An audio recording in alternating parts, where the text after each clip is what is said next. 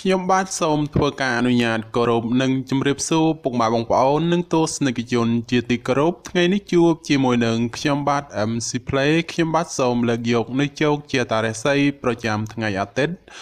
តើនៅក្នុងថ្ងៃនេះដួងរាសីរបស់ពុកម៉ែបងប្អូនប្រែប្រួលផ្លាស់ប្ដូរទៅជាយ៉ាងដូចម្ដេចនោះដើម្បីកុំឲ្យខាតពេលវេលាយូរនោះសូមអញ្ជើញរីករាយសន្តាប់ជាមួយនឹងខ្ញុំបាទដូចតទៅសម្រាប់អស់លោកអ្នកដែលកើតឆ្នាំជូតកណ្ដុរមាសអូបរ៉ាចិញ្ចឹមនាំលៀបនាំជ័យនាំសុភមង្គលប្រាថ្នាអ្វីបានសម្រេចហើយអនាគតខ្លាយជាអ្នកមានស្ដុកស្ដំម៉ោងនាំលៀបសំណាងគឺម៉ោង4ព្រឹកដល់ម៉ោង6ល្ងាចពណ៌នាំលៀបសំណាងគឺពណ៌ខ្មៅនិងពណ៌សលេខនាំលៀបសំណាងគឺលេខ32និងលេខ78សូមខមមិនលេខ799យកលេបសម្បត្តិទេវតាទ្រព្យមានបារមីស័ក្តិសិទ្ធិណាស់ចេញភ្លាមទំនេរទាឆត់បំផុតសម្រាប់អស់លោកអ្នកដែលកើតឆ្នាំជូត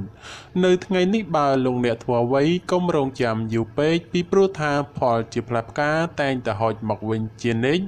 សម្រាប់អ្នកប្រកបមុខរបររកស៊ីជួញដូររាសីងើបឡើងខ្ពស់ដូចនេះទោះជួញទីជិតឆ្ងាយលោកអ្នកអាចសម្រេចផលល្អ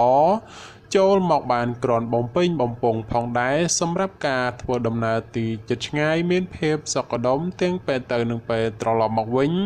រីឯបញ្ហាសម្ព័ន្ធស្នេហាកំឡោះក្រមុំមានការស្មុគស្មាញក្តីបើលោកអ្នកធ្វើការដោះស្រាយតែងតែជួបសេចក្តីសម្រេចជានិច្ចសម្រាប់អស់លោកអ្នកដែលកើតឆ្នាំឆ្លូវកូននាំលៀបនាំជីនាំសុភមង្គលប្រាថ្នាអ្វីបានសម្រេចហើយអនាគតខ្លាយជាអ្នកមានទ្រព្យស្ដុកស្ដំម៉ោងនាំលៀបសំណាងគឺម៉ោង6ព្រឹកដល់ម៉ោង8យប់ពណ៌នាំលៀបសំណាងគឺពណ៌សនិងពណ៌ក្រហមលេខនាំលៀបសំណាងគឺលេខ21និងលេខ54សូមខមមិនលេខ555យកលេបសម្បត្តិទេវតាទ្រព្យមានបារមីស័ក្តិសិទ្ធិណាស់ចេញភ្លាមទំនេរទាឆត់បំផុតនិងមានសំណាងល្អប្រទានសម្បត្តិមហាសិទ្ធិមានលៀបមានជ័យមានលុយចូលហោហៀចំពោះឆ្នាំឆ្លូវនៅថ្ងៃនេះយអូនរបស់អស់លោកអ្នកមិនគប់ប្រសាទេចូលមានការប្រយ័ត្នប្រយែងអារម្មណ៍មួម៉ៅក្តៅក្រហាយមិនដឹងមុខក្រោយនាំឲ្យកើតរឿងតូចคล้ายជារឿងធំណាមួយគេចោមរំស្អប់បង្កជាឥទ្ធិពលអាក្រក់រោគនឹកស្មានមិនដល់ក្រៅពីនេះបើមានការប្រកបកិច្ចការងារលោកអ្នកអាចជួបរឿងរ៉ាវចំនួនកាត់ឡើងដូច្នោះក៏បីមានការប្រុងប្រយ័ត្នប្រយែងបើមិនដូច្នោះទេចូលធ្វើគោធ្វើថ្លង់ខ្លះទៅប្រសើរសម្រាប់អ្នកប្រកបមុខរបររកស៊ីជួញដូរទីជិតឆ្ងាយលៀបតូចធំច្រើនបាល់ហួសឬកុហករំលងពេលនេះអាចឆោងចាប់បានខ្លះវិញហើយរីឯសេចក្តីស្នេហាប្រុសស្រីមានការច្រណែននិងមើលផ្លូវអាក្រក់ចំពោះគ្នាច្រើនសម្រាប់អស់លោកអ្នកដែលកើតឆ្នាំខាលខ្លាមន្ត្រីចិញ្ចឹមមានប្រាជ្ញាឆ្លាតវៃមានគំនិតភ្លឺថ្លាហើយអនាគតខ្លាយជាអ្នកមានអំណាចនិងទ្រព្យស្ដុកស្ដំម៉ោងនាំលេបសំណាងគឺម៉ោង5ព្រឹកដល់ម៉ោង8យប់ពណ៌នាំលេបសំណាងគឺពណ៌សនិងពណ៌ស្វាយលេខនាំលេបសំណាងគឺលេខ59និងលេខ69សូមខមមិនលេខ222យកលេបសម្បត្តិទេវតាទ្រព្យមានបារមីស័ក្តិសិទ្ធិណាស់ចេញភ្លាមទំនេរទាឆត់បំផុតនិងមានសំណាងល្អនិងប្រទានសម្បត្តិមហាសិទ្ធិមានលៀបមានជ័យមានលុយចូលហោហៀចំពោះឆ្នាំខាលនៅថ្ងៃនេះការប្រកបការងារឃើញថាមានការជឿនលឿនទៅមុខយឺនហើយជាពិសេសមានបញ្ហាប្រតឹងប្រទើសជាមួយអ្នកដទៃថែមទៀតចំពោះអ្នកប្រកបមុខរបររកស៊ីជួញដូរវិញលោកអ្នកត្រូវតែចេះសន្សំទ្រព្យល្អិតល្អោចឡើងទៅកុំខំប្រម៉ូទតែទ្រព្យធំព្រោះថ្ងៃនេះសម្បូរតែទ្រព្យល្អិតល្អោចប៉ុណ្ណោះសម្រាប់ការធ្វើដំណើរទីជិតឆ្ងាយកុំកប់បីសេពគប់លបែងស្រីស្រាព្រោះនាំភាពទុក្ខសោកមកវិញតែប៉ុណ្ណោះរីឯបញ្ហាគូក្រងប្តីប្រពន្ធឬគូស្នេហ៍កំឡោះក្រមុំមានដំណើរការថយក្រោយនិងប្រឆាំងគ្នាច្រើនសម្រាប់អស់លោកអ្នកដែលកើតឆ្នាំថោះទុនសាយមាសមានបារមីដៃជះមានអំណាចមានមនុស្សជួយជ្រោមជ្រែងការងារតូចធំដើម្បីឲ្យអនាគតខ្លាយជាអ្នកមានទ្រព្យសម្បត្តិស្ដុកស្ដំម៉ោងនាំលេបសំណាងគឺម៉ោង5ព្រឹកដល់ម៉ោង9យប់ព ពណ៌នំលាបសំណាងគឺពណ៌ប្រផេះនិងពណ៌លឿងលេខនំលាបសំណាងគឺលេខ22និងលេខ43សូមខមមិនលេខ888យកលាបសម្បត្តិមហាសិទ្ធិមានបារមីស័ក្តិសិទ្ធិណាស់សេចេញភ្លាមទំនាយទាយឆុតបំផុតនិងមានសំណាងល្អនិងប្រទានសម្បត្តិមហាសិទ្ធិមានលាបមានជ័យមានលុយចូលហោហៀចំពោះឆ្នាំថោះនៅថ្ងៃនេះការប្រកបការងារមានការជឿនលឿនទៅមុខច្រើនផ្នែកក្នុងនេះមិនថារឿងការងារប្រកាសឬរឿងផ្ទាល់ខ្លួននោះឡើយសម្រាប់អ្នកប្រកបមុខរបររកស៊ីជួញដូរវិញមានភាពរលូនល្អទៅមុខនិងការរកប្រាក់កម្រៃទៀតសោតក៏ក្រាន់បើជាងមុនផងសម្រាប់ការធ្វើដំណើរទីជិតឆ្ងាយមានភាពសុខដុមទាំងពេលទៅនិងពេលត្រឡប់មកវិញរីឯបញ្ហាស្នេហាកំឡោះក្រមុំឬមេម៉ាយពោះម៉ាយក្តីជួបរឿងការយល់ខុសនិងភាពប្រចែកប្រច័ណ្ឌកំពុងចូលលុកលុយច្រើនដូចនេះត្រូវកាត់បន្ថយការបង្កចំនួនវិវាទចេញពីខ្លួនខ្លះទៅប្រសើរសម្រាប់អស់លោកអ្នកដែលកើតឆ្នាំរោងពោះអ្នកក្រិចមន្ត្រីចិញ្ចឹមធ្វើកិច្ចការងារអ្វីមួយតែងតែមានគំនិតជ្រះថ្លាប្រាថ្នាអ្វីបានសម្រេចធ្វើការតូចធំតែងតែមានអ្នកគ្រប់គ្រងទំនុកបំរុងសពគ្រប់បែបយ៉ាងម៉ោងនំលាបសំណាងគឺម៉ោង7ព្រឹកដល់ម៉ោង8យប់ពណ៌នំលាបសំណាងគឺពណ៌សនិងពណ៌ក្រហមលេខនំលាបសំណាងគឺលេខ46និងលេខ98សូមខមមិនលេខ168យកលេបសម្បត្តិអុកញ៉ាមានបារមីស័ក្តិសិទ្ធិណាស់សៀចេញភ្លាមទំនាយទាយឆោតបំផុតនិងមានសំណាងល្អនិងប្រទានសម្បត្តិមហាសិទ្ធិមានលាភមានជ័យមានលុយចូលហោហៀចំពោះឆ្នាំរោងក្នុងថ្ងៃនេះមានជោគមានសេរីហើយបើទោះបីធ្វើអ្វីក៏ដោយតែងតែមានការរីកលូតលាស់និងមានជោគមានជ័យគួរសមសម្រាប់អ្នកប្រកបមុខរបររកស៊ីជួញដូរមានការប្រជែងគ្នាច្រើននិងជាពិសេសមានការប្រទាំងប្រទើសជាមួយអ្នកមានមុខរបរដូចគ្នាហេតុនេះគប្បីធ្វើចិត្តឲ្យទូលាយទៅគ្មានរឿងរ៉ាវចម្រូងចម្រាសកើតឡើងសម្រាប់ការធ្វើដំណើរទីជិតឆ្ងាយជួបភាពសុខដុមទាំងពេលទៅនិងពេលត្រឡប់មកវិញរីឯសេចក្តីស្នេហាកំឡោះក្រមុំមានការជឿនលឿនទៅមុខនិងផ្អែមល្ហែមល្អចំពោះគ្នាប្រពៃ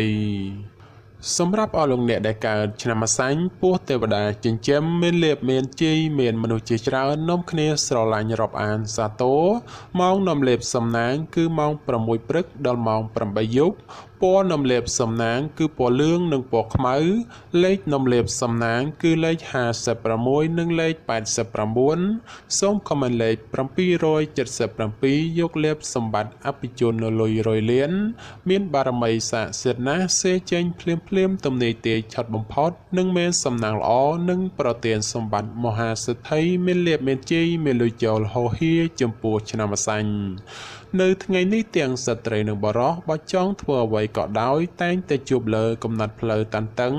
ដោយមានសភាពពិបាករុករលទៅមុខព្រោះជួបតែភាពប្រទើងប្រទើសហើយមនុស្សនៅជុំវិញខ្លួនចាំតែឈ្នានេះនឹងមើលបំណាំបង្ករឿងហេតុសម្រាប់ការរស់នៅរបស់អស់លោកអ្នកជួបបញ្ហាច្រើនលើបញ្ហាប្រកាសដូច្នោះចូលប្រយ័ត្នប្រយែងការកើតមានចំនួនវិវាទណាមួយព្រោះតែបញ្ហានេះ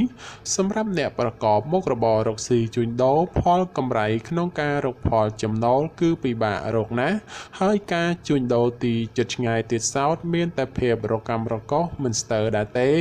រីឯសម្ព័ន្ធស្នេហាប្រុសស្រីមានការប្រែប្រួលផ្លាស់ប្ដូរជួនល្អជួនអាក្រក់នាំឲ្យខ្វាយខ្វល់ជាញឹកញាប់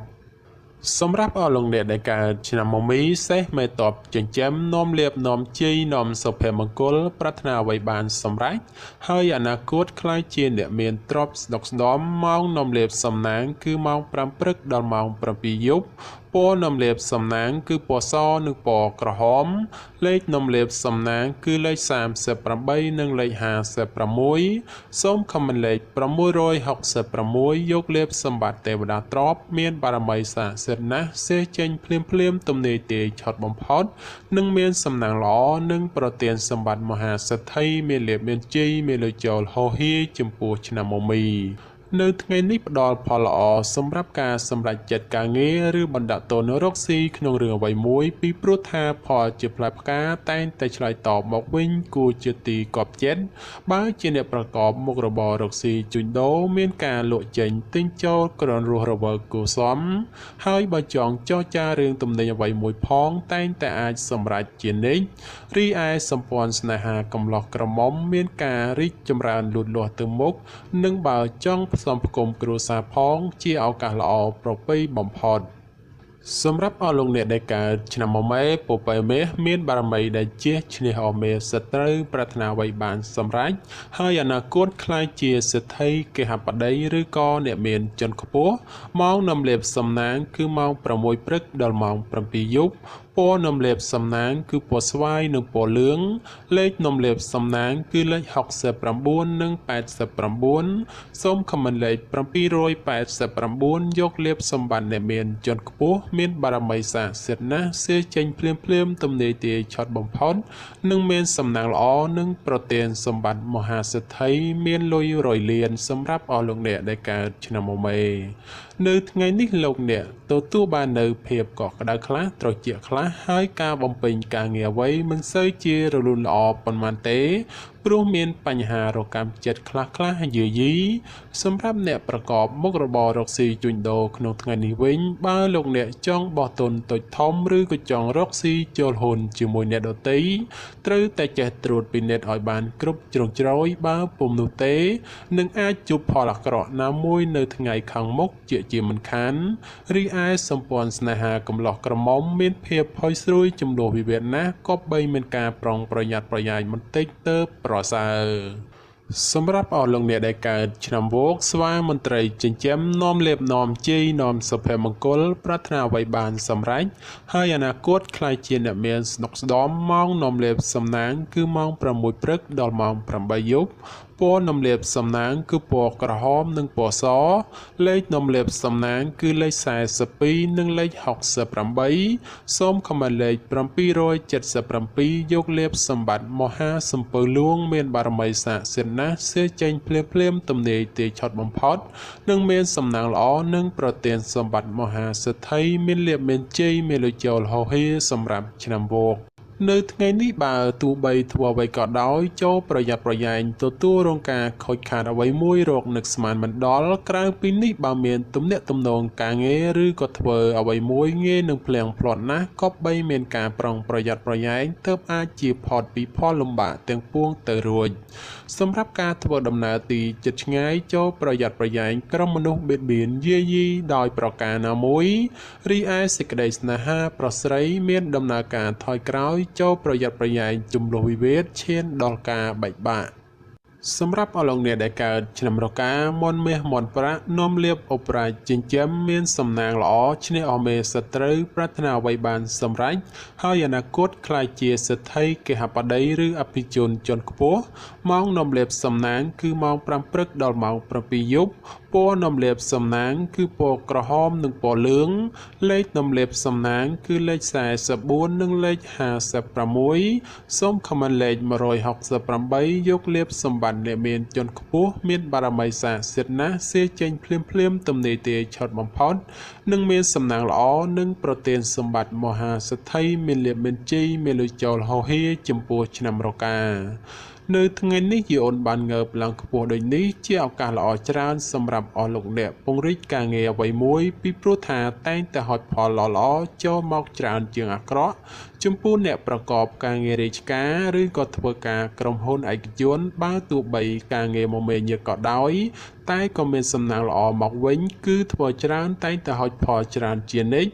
ក្នុងពេលនេះដែរលៀបមានច្រើនគួរសមដោយនេះជាឱកាសល្អក្នុងការពង្រីកមុខចំនួនព្រោះផលជាផ្លែផ្កាតែងតែឆ្លើយតបមកវិញគួរជាទីពេញចិត្តតែយ៉ាងណាលោកអ្នកឲ្យប្រយ័ត្នប្រយែងគ្រោះថ្នាក់ចាញ់បោកគេក៏មានខ្ពស់ផងដែររីឯបញ្ហាសម្ព័ន្ធស្នេហាកំឡោះក្រមុំ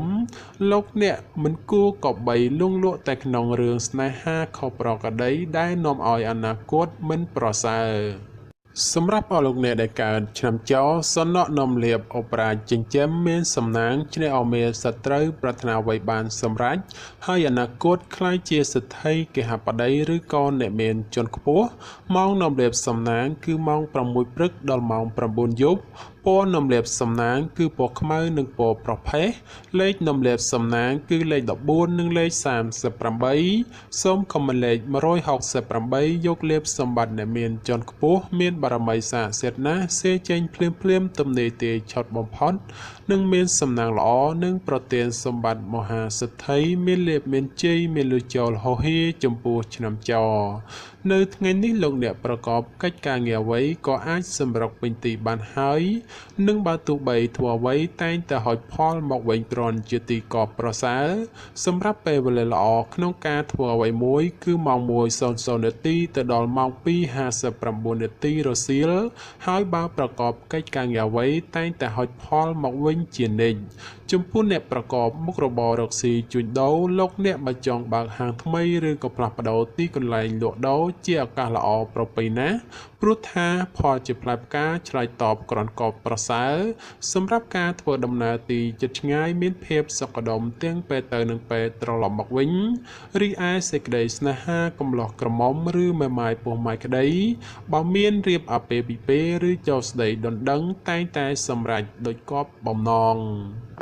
សម្រាប់អស់លោកអ្នកដែលកើតឆ្នាំកុរជ្រូកនាំលៀបនាំជីនាំសុភមង្គលប្រាថ្នាអ្វីបានសម្រេចហើយអនាគតខ្លាយជាអ្នកមានទ្រព្យសម្បត្តិស្ដុកស្ដំម៉ោងនាំលៀបសំណាងគឺម៉ោង5ព្រឹកដល់ម៉ោង8ល្ងាចពណ៌នំលាបសំណាងគឺពណ៌សនិងពណ៌លឿងលេខនំលាបសំណាងគឺលេខ69និងលេខ89សូមខមមិនលេខ567យកលេបសម្បត្តិទេវតាទ្រព្យមានបារមីស័ក្តិសិទ្ធិណាស់សេចេញភ្លាមទំនេរទាយឆុតបំផុតនិងមានសំណាងល្អនិងប្រទានសម្បត្តិមហាសិទ្ធិមានលេបមានជ័យមានលុយចូលហោហៀចំពោះឆ្នាំកុរនៅក្នុងថ្ងៃនេះបើលោកអ្នកធ្វើអ្វីត្រូវធ្វើដោយសន្សឹមក៏បំបោលនោះផលល្អនឹងហុចឲ្យវិញដូចជាទីកប់បំណងសម្រាប់ការប្រកបការងារក៏ដូចឆ្នោះដែរលោកអ្នកត្រូវតែធ្វើថ្នាក់ធនកណ្ដាលឬមិនសំខាន់ពេកព្រោះថាបើធ្វើធំពេកឬសំខាន់ខ្លាំងពេកផលជាផ្លែផ្កាដែលហុចមកវិញមិនសូវដូចគប់បំណងប៉ុន្មាននោះឡើយចំពោះអ្នកប្រកបមុខរបររកស៊ីជួញដូរលោកអ្នកឲ្យប្រយ័ត្នប្រយែងជន់ខិលខូចតាមលួចបន្លំឬបង្ករឿងហេតុដោយប្រការណាមួយរីឯសេចក្តីស្នេហាប្រុសស្រីមានការខ្វាយខ្វល់ព្រោះតែការប្រឆាំងគ្នាមានច្រើនជាងសពមួយដងបាទចំពោះជោគជាតារាសីប្រចាំឆ្នាំទាំង12ខ្ញុំបាទក៏សូមបញ្ចប់ត្រឹមតែប៉ុណ្ណេះជាចុងក្រោយប្រសិនបើមានពាក្យលើសលួសខ្វះខាតត្រង់ប្រការណាមួយសូមពុកម៉ែបងប្អូនជួយអធិស្ឋានដល់រូបខ្ញុំបាទផងហើយខ្ញុំបាទក៏សូមអរគុណនិងសូមជម្រាបលា